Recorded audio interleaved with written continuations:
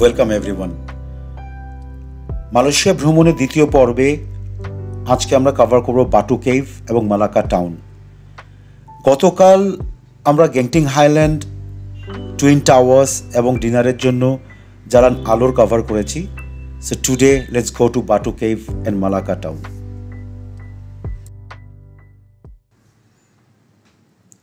ব্রেকফাস্টের পর আমরা একটা ট্যাক্সি করে নিলাম বাটু কেভ পৌঁছানোর জন্য, যার ভাড়া ছিল around 35 to 40 ringgit each way. Batu cave Selangor, Gombak সেলানগড়ে অবস্থিত, যার distance around 13 kilometre. So ideally আমাদের 15 থেকে 20 মিনিট সময় লেগেছে, but depends on traffic, it can vary.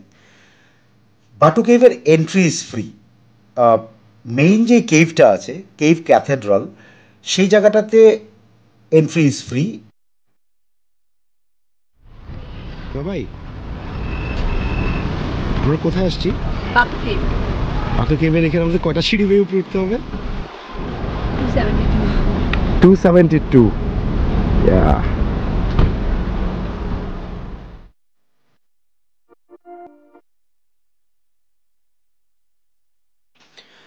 বাটু cave শুধুমাত্র একটা ট্যুরিস্ট অ্যাট্রাকশনই নয়, এটা কিন্তু হিন্দু ধর্মাবলম্বীদের একটা বিরাট তীর্থস্থান। থাইপুসাম নামে তামিলদের একটা বড় উৎসব এই জায়গাটাতেই অ্যারেঞ্জ করা হয়, যেখানে হাজার হাজার হিন্দু ধর্মাবলম্বী মানুষজনের সমাগম হয়। এই মন্দিরটা মুরুগান নামে যে হিন্দু দেবতা আছে তার উদ্দেশ্যে নিবেদিত। আমাদের এই বেল্টে যাকে কার্তিক নামে পরিচিত করা হয়, শিবা এবং পার্বতীর ছেলে গণেশের ভাই কার্তিক। সো এইখানে কার্তিকের একটা 140 ফিট উঁচু একটা মূর্তি স্থাপন করা হয়েছে, বিউটিফুল গোল্ডেন কালার স্ট্যাচু। তার পাশ দিয়েই প্রায় 272টা সিঁড়ি বেয়ে আমাদেরকে মূল কেভ টেম্পলে প্রবেশ করতে হবে। 272টা সিঁড়ি চড়া ব্যাপারটা খুব সহজ নয়। ইন্টারেস্টিংলি পুরো পথে বানর প্রচুর পরিমাণে এইখানটাতে আছে, এবং এই বানরগুলো খুবই playful. Usually they don't disturb, but হাতে যদি খাবার থাকে বা মাঝে মাঝে এসে ক্যামেরা নিয়ে ছুটে চলে যায়। সো একটু কেয়ারফুলি বানরদেরকে দেখে চলতে হবে আসলে। But I didn't find them any problematic one. Specially মাঝামাঝি জায়গায় ওয়েন উই ওয়ার রেস্টিং, এর ভিউটা খুবই সুন্দর ছিল। ফাইনালি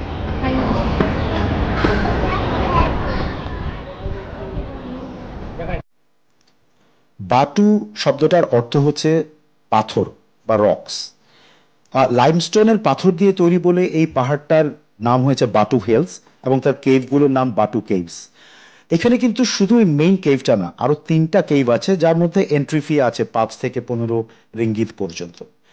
আবার অনেকে মনে করেন খুব কাছে অবস্থিত সাংহাই বাটু নামে যে নদীটা আছে, সেই নদীর নাম অনুসারে এই জায়গাটার নাম হয়েছে বাটু হিলস। 1878 সালে ন্যাচারালিস্ট উইলিয়াম হর্নডে নামে আমেরিকান যে বিজ্ঞানী ছিল, তিনি আসলে এই জায়গাটার অবস্থান সারা পৃথিবীকে জানান। বাট তামিল লিডার কে থুম্বস্বামী পিল্লায়, যিনি আসলে এই কেভগুলোকে মুরুগান বা কার্তিকের উদ্দেশ্যে নিবেদিত করেন। বলা হয় প্রায় 40 কোটি বছর পুরনো এই টোটাল পাহাড়টা এবং এই কেভগুলো। এর ভেতরে প্রথমেই যে মন্দিরটা আছে, 1891 সালেই পিল্লাই সাহেব এটাকে তৈরি করেন। কার্তিকের হাতে যে বল্লমটা আছে তার চোখা অংশটার থেকে ইন্সপায়ার্ড হবে, এবং কার্তিকের বাহন ময়ূর, এটা আমরা সবাই জানি, এবং এই জন্য এই গুহাটার চারিদিকে ময়ূরের প্রচুর স্কাল্পচার আসলে স্থাপন করা হয়েছে।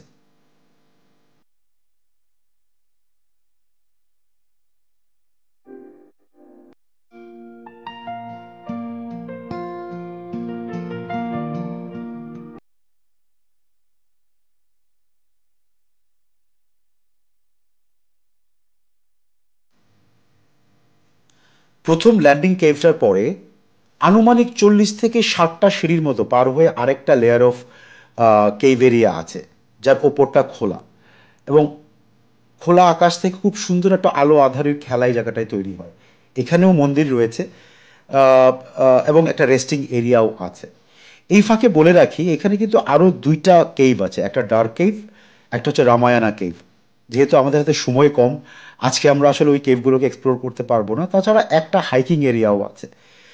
বাট এই সিঁড়ি দিয়ে নেমে আসার পর আমরা ট্রাই করব আরেকটা কেভ এক্সপ্লোর করতে, যার নাম হচ্ছে আর্ট গ্যালারি কেভ। এর প্রবেশ মুখেই খুব সুন্দর পাখি সহ একটা মানুষ দাঁড়িয়ে থাকে, যাকে হাতে নিয়ে ছবি তোলা যায়। It cost around 10 to 20 ringgit, depends on the birds. এবং ডান দিকে অবভিয়াসলি একটা ময়ূরের এরিয়া আছে, যেখানে দুটো ময়ূর খুব ন্যাচারালি সুন্দর করে ঘুরে বেড়াচ্ছিল। They were looking so beautiful.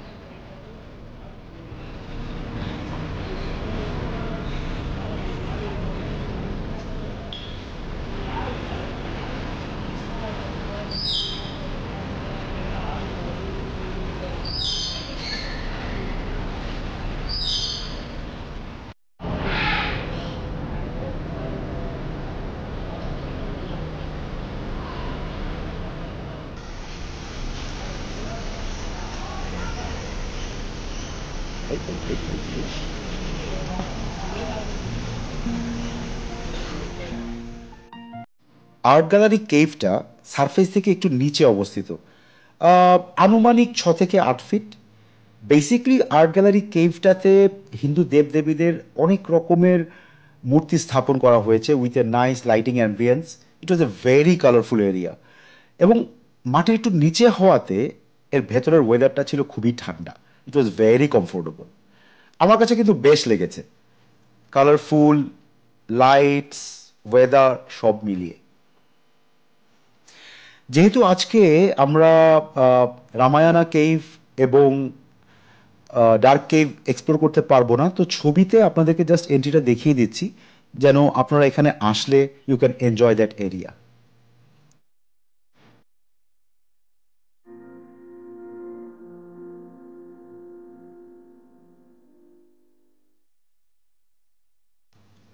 বাটু কেভের পর এবার যাব মালাক্কা, দ্য হিস্টোরিক্যাল মালাক্কা। তার আগে কিছু ইনফরমেশন জেনে নেওয়া যাক। মালাক্কা প্রণালী যেটা আছে সেই জায়গাটা কিন্তু খুবই হিস্টোরিক্যালি ইম্পর্ট্যান্ট একটা প্রণালী, বিকজ এইটা প্রশান্ত মহাসাগর এবং ভারত মহাসাগরকে কানেক্ট করেছে। এবং যেই কতগুলো প্রণালী ওয়ার্ল্ড ওয়াইড আছে তার মধ্যে এইটা ওয়াইডেস্ট অ্যান্ড ইজিয়েস্ট। সো একটা বড় কোয়ান্টিটি অফ ট্রেড, ট্রান্সপোর্টেশন এই প্রণালীর থ্রুতে হয়। সো বুঝতেই পারছেন হিস্টোরিক্যালি সব বড় বড় পাওয়ারগুলো এই প্রণালীটা দখল নিয়ে সব সময় অনেক এফোর্ট দিয়েছে।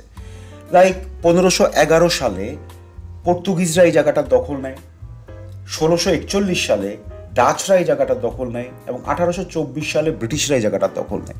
তাছাড়া এরপরে জাপানিজ কলোনাইজেশন এই জায়গাটা হয়েছিল। 2008 সালে ইউনেস্কো কিন্তু এই শহরটাকে ওয়ার্ল্ড হেরিটেজ সাইট হিসেবে ঘোষণা করেছে।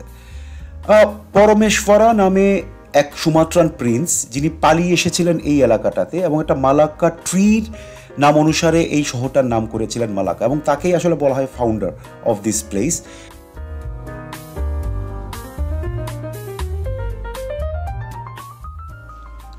এই রেস্টুরেন্টটার নাম হচ্ছে গ্রেভি বেবি, যেখানে আমরা আসলে লাঞ্চ করবো প্ল্যান করেছি, এবং সেটা মালাক্কা রিভারের ঠিক পাশেই। মালাক্কা রিভারটাই কিন্তু এই শহরের লাইফলাইন বলা হয়। এখন আপনারা যেই জায়গাটা দেখছেন এর নাম হচ্ছে ডাচ স্কোয়ার।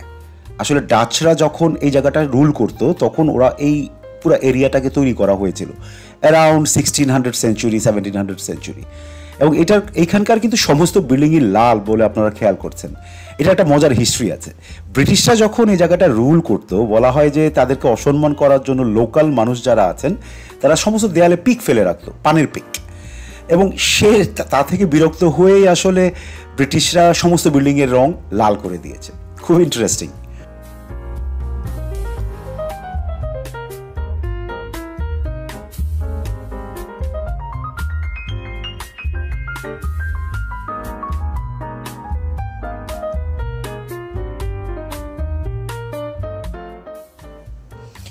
এবার লাঞ্চ করার পালা। আমরা গ্রেভি বেবিতেই পিৎজা অ্যান্ড কোক দিয়ে একটা কুইক লাঞ্চ সেরে নিলাম। এই রেস্টুরেন্টটা থেকে মালাক্কা রিভারের খুব সুন্দর একটা ভিউ পাওয়া যায়। এই মালাকা রিভার কিন্তু প্রায় 110 কিলোমিটার লম্বা একটা নদী, যা এই শহরটার মধ্য দিয়ে চলে গেছে এবং বেসিক্যালি শহরটাকে দুই ভাগে ভাগ করেছে।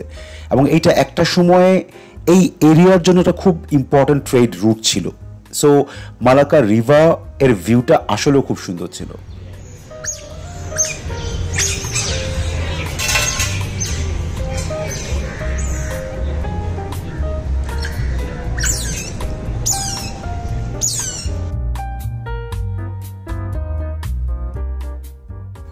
লাঞ্চের পর ভাবলাম এবার রিভার ক্রুজে যাওয়া যায়, যেটা মালাকা শহরের একটা মাস্ট ডু অ্যাক্টিভিটি। এই রিভার ক্রুজটা অ্যারাউন্ড 45 মিনিটস লং এবং যেটা মালাকা শহরের ভেতর দিয়ে এবং পুরোটাই একটা বোট রাইডের মাধ্যমে চক্কর দেয় এবং এই আশেপাশের বিল্ডিংগুলো কিন্তু খুবই সুন্দর লাগছিল দেখতে। This is the gravy baby restaurant, যেখানে আমরা একটু আগেই লাঞ্চ করেছি এবং এইরকম অনেকগুলো ব্রিজ দুই পাশে শহরটাকে কিন্তু কানেক্ট করেছে। নদীর পাশে পাশে অনেক কিন্তু রেস্টুরেন্ট আছে যেগুলো বেসিক্যালি বিকালবেলা ওপেন হয় এবং এখানে হিউজ মানুষের গ্যাদারিং হয় for lot of foods and drinks and everything. এবং আমার আরেকটা জিনিস খুব ইন্টারেস্টিং লেগেছে, তাদের গ্রাফিটি বা ওয়াল পেন্টিং। আমার কাছে দেখে মনে হয়েছে যে এইখানকার মানুষজনের একটা শখ হচ্ছে ওয়াল পেন্টিং করা।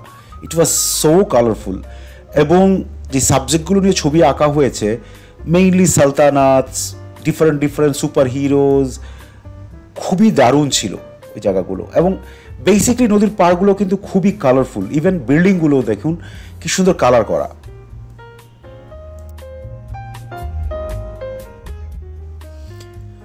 এটা হচ্ছে ম্যারিটাইম মিউজিয়াম, আরেকটা tourist attraction.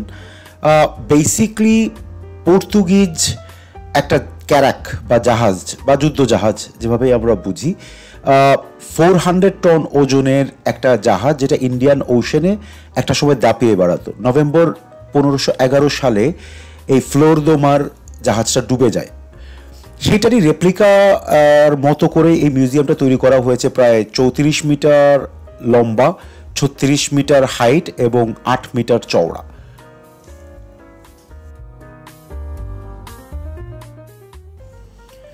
মালাকা as a port city কিন্তু খুবই ইম্পর্ট্যান্ট একটা জায়গা। বলা হয় যে ওয়ার্ল্ডের প্রায় 30% ম্যারিটাইম ট্রান্সপোর্টেশন বা সমুদ্র পথে যেই ব্যবসাটা হয় সেটা এই মালাকা প্রণালী দিয়েই হয় এবং সেই জন্যই হিস্টোরিক্যালি সমস্ত পাওয়ারগুলোই চেষ্টা করেছিল যে এই জায়গাটার কন্ট্রোল নিতে। এই শহরের আরেকটা ইম্পর্ট্যান্ট জায়গা হচ্ছে ক্রাইস্ট চার্চ, যেটা 1753 সালে ডাচরা তৈরি করেছিল এবং এখন পর্যন্ত মালয়েশিয়ার অ্যাক্টিভ প্রোটেস্ট্যান্ট চার্চ হিসেবে এই চার্চটা কিন্তু খুবই বিখ্যাত। আরেকটা খুবই অ্যাট্রাকটিভ জায়গা হচ্ছে এই জংকার ওয়াক। মালাকা সম্বন্ধে যারা জানেন তারা জংকার ওয়াকের কথা অবশ্যই জানেন। বিকেল 4টার পর থেকে কিন্তু এই রাস্তাটাতে সমস্ত ট্রাফিক বন্ধ করে দেওয়া হয় এবং এটা একটা স্ট্রিট ফুড এরিয়াতে পরিবর্তিত হয়ে যায় এবং কত রকমের স্ট্রিট ফুড যে এখানে পাওয়া যায়। বেসিক্যালি সন্ধ্যার পরে this is a highly vibrant area.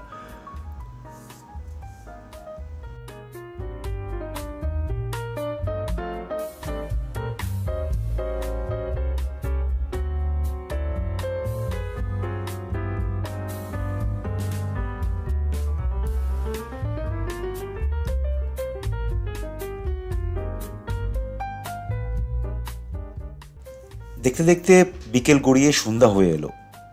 মালাকা সন্ধ্যার পরে একদম অন্যরকম একটা জায়গা।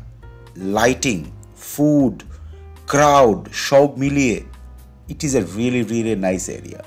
আই রেকমেন্ড কারো কাছে যদি সময় থাকে এইখানে একটা রাত থেকে যেতে পারলে খুবই খুবই মজার একটা ব্যাপার হবে। এখানে প্রচুর হোটেলস অ্যান্ড থাকার জায়গা আছে, ফুড তো অ্যাভেলেবেল আছেই। আমাদের হাতে ঠিক সময় নেই কারণ কালকে সকালেই আমরা চলে যাব পেনাং। সো কিছু প্রিপারেশন, ক্লোজিংয়ের তো ব্যাপার আছেই। সো খুব তাড়াতাড়ি দেখা হবে নতুন ভিডিওতে পেনাং থেকে। সবাইকে অনেক ধন্যবাদ আমাদের সাথে থাকার জন্য। Thank you.